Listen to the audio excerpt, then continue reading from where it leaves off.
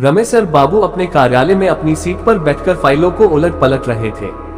उनका कार्यालय ग्रामीण क्षेत्र में था, जहां जाने के लिए कच्ची सड़कों से होकर जाना पड़ता था।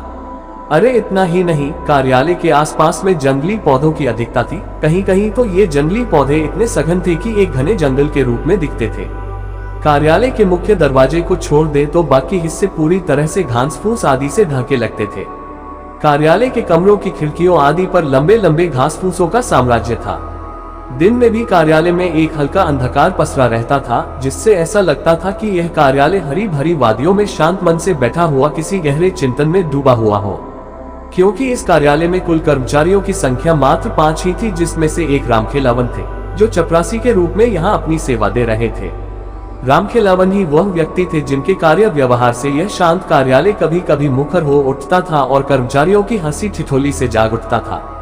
रामखेलावन जी पास के ही एक गांव के रहने वाले थे और प्रतिदिन कोई न कोई असहज घटना कार्यालय के बाकी 4 कर्मचारियों को सुनाया करते थे।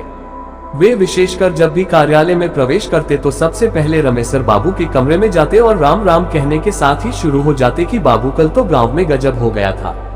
रमदेया को जंगल में चुड़ैल ने पकड़ लिया था तो मनोहर का सामना एक भयानक भूत से हो गया था। जब तक रामखेलावन जी सभी कर्मचारियों से मिलकर कुछ भूत प्रेत गांव गड़ा की बातें नहीं बता लेते, उन्हें कल चैन नहीं पड़ता था। कोई कर्मचारी रामखेलावन की बातों को सहजता से सुनता तो कोई केवल हाहू करके उस ओर कान नहीं देता और उन्हें स्टोव जलाकर चाय बनाने के लिए कह देता या पानी की ही मांग करके उनसे बचने की कोशिश करता। पर रामखेलावन की बातों को रमेसर बाबू बहुत ही सजगता से सुनते और पूरा ध्यान देते हुए बीच बीच में हाहू करने के साथ कुछ सवाल भी पूछते।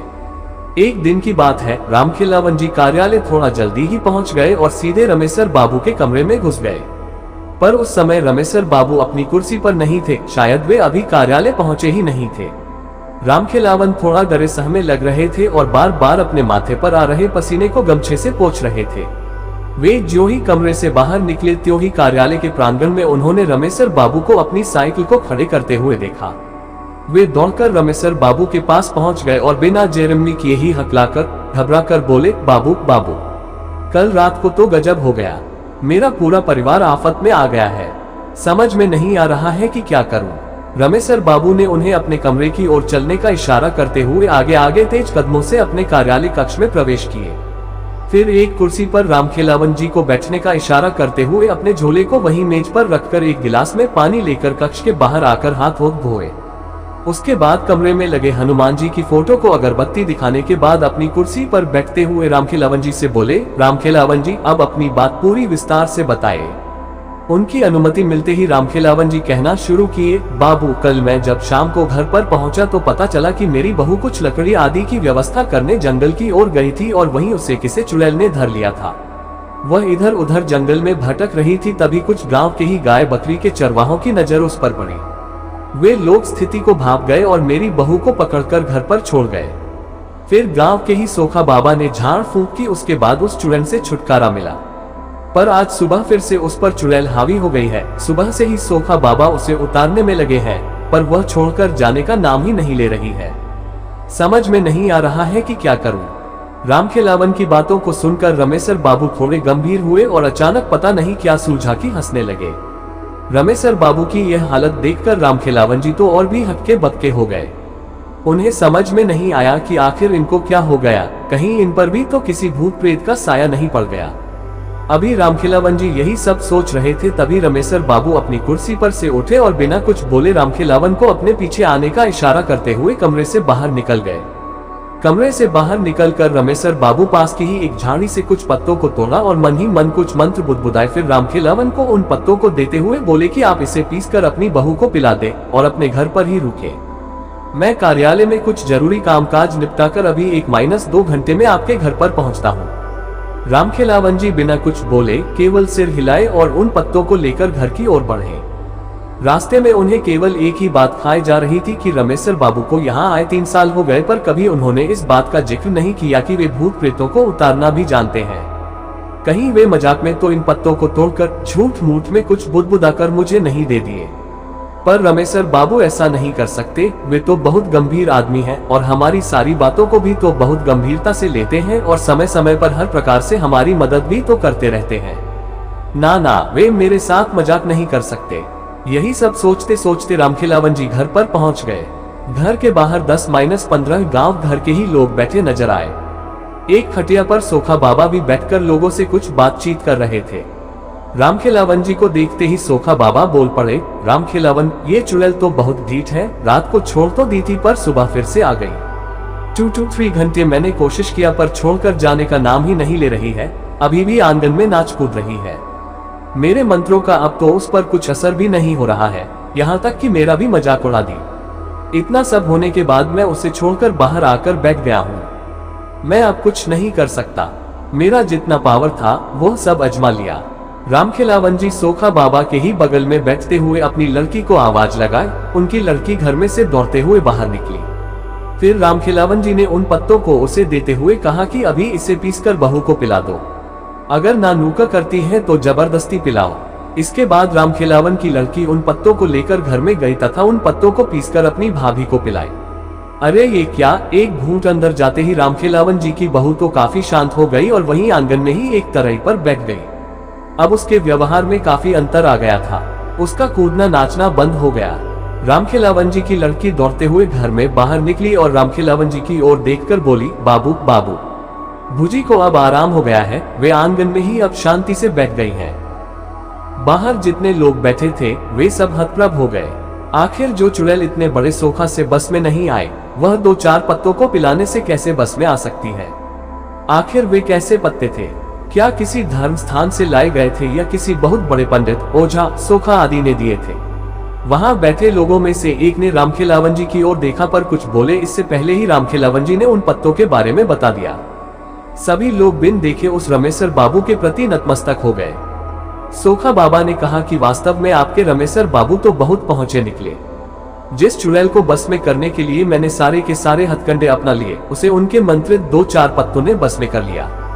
फिर तो रामखिलावन जी थोड़ा तन कर बैठ गए और लगे रमेसर बाबू का गुणगान करने। अभी वे लोग आपस में बात कर ही रहे थे तभी रमेसर बाबू की साइकिल वहां रुकी। रमेसर बाबू को देखते ही रामखिलावन जी दौड़कर रमेसर बाबू के हाथ से साइकिल लेकर खुद ही खड़ी करते हुए बोले, रमेसर बाबू, आपके पत्तों ने तो कमाल कर दिया। अब बहू काफी अच्छी है और शांति से आंगन में बैठी है। रमेसर बाबू के इतना कहते ही वहां बैठे सभी लोग खड़े हो गए और रमेसर बाबू की जेरमी करने लगे। रमेसर बाबू सबका अभिवादन स्वीकार करते हुए उन लोगों के बीच ही एक खाट पर बैठ गए। फिर रमेसर बाबू ने रामखिलावन जी की बहू को घर में बाहर बुलवाया। वह काफी शांत थी पर रमेसर बाबू को लगा कि अभी भी वह चुड़ैल यही है और पत्ते का असर खत्म होते ही फिर से इसे जकड़ लेगी। रमेसर बाबू ने रामखिलावन जी की बहू को अपने पास बैठने का इशारा करते हुए कुछ मंत्र बुदबुदाने लगे। अरे ये क्या? रामखिलावन जी की बहू घबराकर बोल उठी, मुझे छोड़ दीजिए, मैं जा रही हूँ, मैं अब कभी भी इसे नहीं पकड़ूंगी। मुझे जाने दीजिए, मुझे जाने दीजिए, मैं जल रही हूँ, मुझे छोड़ दीजिए। उस चुड़ैल को इस तरह गिड़गिड़ाते हुए देखकर रामखिलावन जी की काफी हिम्मत बढ़ गई। वे बोल पड़े, रमेसर बाबू, इसे छोड़िएगा मत, इसे जलाकर भस्म कर दीजिए। पर वह चुड़ैल रामखिलावन जी की ओर ध्यान न देते हुए रमेसर बाबू की ओर दयनीय स्थिति में देखते हुए अपने प्राणों की भीख मांगती रही। रमेसर बाबू काफी गंभीर लग रहे थे। वे रामखिलावन जी की बहू की ओर गुस्से से देखते हुए बोले कि तुम कौन हो और इसे क्यों पकड़ी? इस पर वह चुड़ैल गिड़गिड़ाते हुए बोली कि मैं पास के ही जंगल में रहती हूँ, मैं बंजारा परिवार से हूँ। एक बार हमारे परिवार ने इसी जंगल के बाहर अपना टेंट लगाया था। शाम के समय मैं लकड़ी लेने जंगल में प्रवेश की। मुझे पता नहीं चला कि कब मैं घने जंगल में पहुंच गई और रास्ता भी भटक गई। तब तक रात भी होने लगी थी। जंगल में पूरा अंधेरा पसरना शुरू हो गया था। मैं थोड़ी डर गई थी पर हिम्मत नहीं खोई थी। अचानक मेरे दिमाग में एक विचार आया। मैंने सोचा कि रात के इस अंधेरे में अब रास्ता खोजना ठीक नहीं, कहीं किसी जंगली जानवर की शिकार न हो जाऊं। इसलिए मैंने हिम्मत करके वहीं एक मोटे जंगली पेड़ पर चढ़कर बैठ गई। मैंने सोचा कि सुबह होते ही मेरे परिवार के लोग जरूर मुझे खोजने आएंगे और अगर नहीं भी आए तो मैं दिन में अपना रास्ता खोज लूंगी। पर वह रात शायद मेरे जीवन की समाप्ति के लिए ही आई थी। मैं जिस पेड़ पर चढ़कर बैठी थी उसी पर एक प्रेत का डेरा था। आधी रात तक तो सब कुछ एकदम ठीक ठाक था, पर उसके बाद अचानक वह प्रेत कहीं से उस पेड़ पर आ बैठा। उसके आते ही जैसे पूरे जंगल में भयंकर तूफान आ गया हो। अनेकों पेड़ों की डालियां तेज हवा से डरावने रूप से हिलने लगी थी।